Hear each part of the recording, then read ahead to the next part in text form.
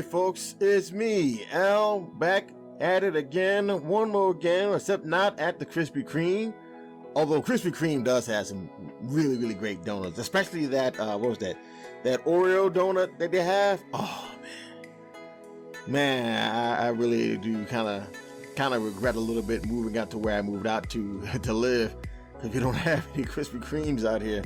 But anyway, I'm back with the RPG Maker deving or redeving of my project, episode 1 of a episodic, hopefully 10 episode run of Slime Kingdom, and I'm working on episode 1 right now still. And you may be noticing that the footage may look kind of a little bit similar, more or less. What I do is I start again over from the beginning after I've made any changes and all of that. So I'm trying to test my way through, I guess, the whole dev project. So that's probably why you may be noticing that. So I apologize if it seems kind of annoying, but I'm trying to play it through and kind of squashing bugs as I go. And I was getting to a certain point, and I saw a few things here that I liked, and then I got to this. NANI? Yeah, that doesn't look right. So let's get back into trying to get that fixed. So what I did was I initially tried to take this apart, firstly to see why the text kind of got weird when an explanation came up with the when you got the honey drops and stuff like this. Firstly, I had initially set up like an event in RPG Maker to give like item drops, depending on which slimes are in your party, and you can use these for crafting, which is part of the reason why you have an opportunity to get a Bagician. There's also a reason why I have the Bagician event on pretty much on every map, and it's a chance for it to come up and stuff like that.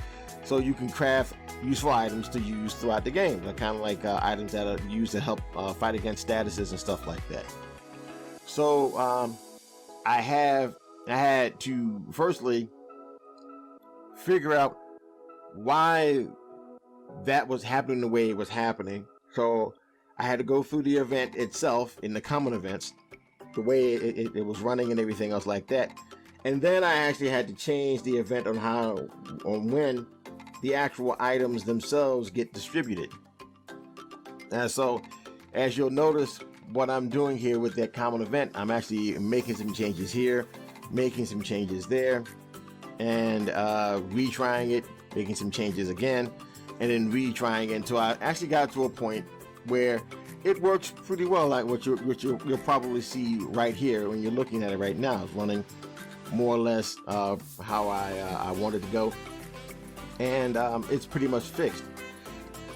Also, in the process of me playing, I noticed something, that when the player interacts with any of the chests that are, or like the item blobs, or even like the save point or whatever, the bad guys kind of swarm him all over the place.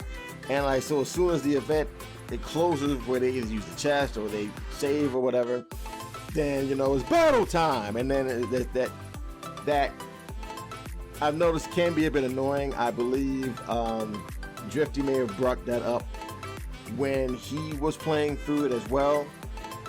And as I was going through it myself, I could see where I can kind of concede that, yeah, that's a bit annoying. So what I decided to do was retool how that works.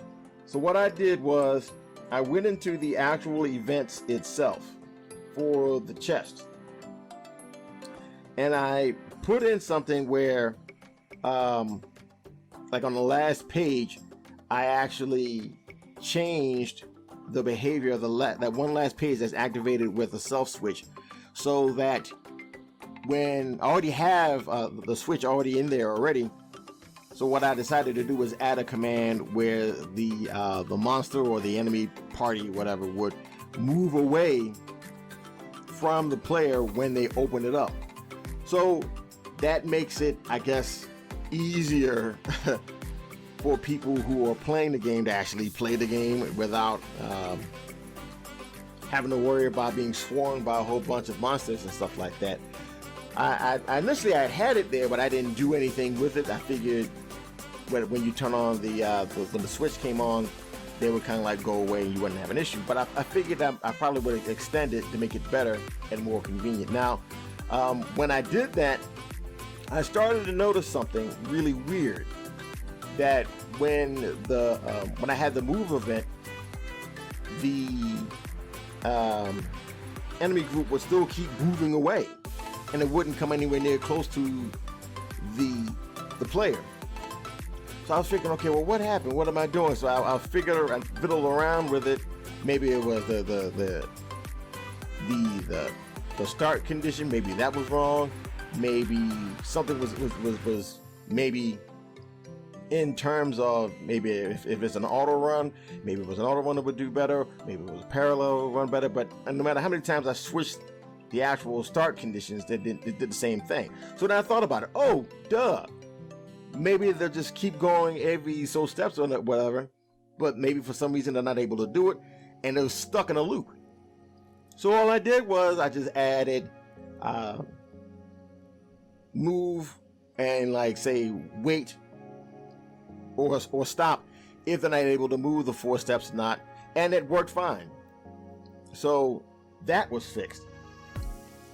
And then I basically had to go through the process several times actually of updating all of updated the save points, because there was an issue where the music would stop, and I didn't really like how that bland kind of approach that when the party was healed from it. So I decided to add a sound effect to that, and also to making sure that the music will still play after you use the save point, to make sure that it doesn't go away.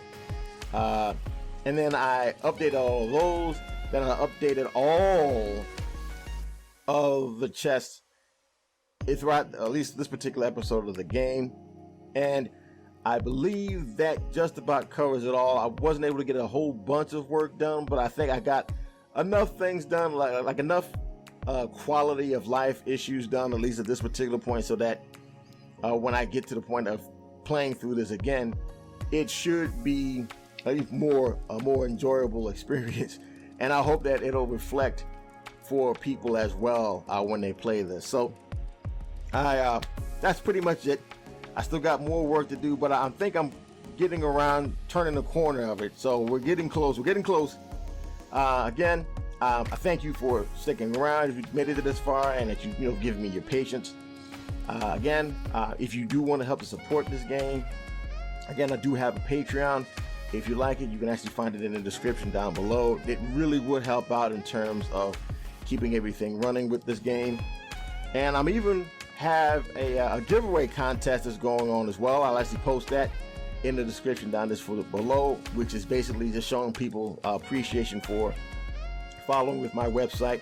It's actually my 2-year anniversary, so it has great prizes in there. You got Amazon gift cards, you get Steam and Nintendo codes for great indie games.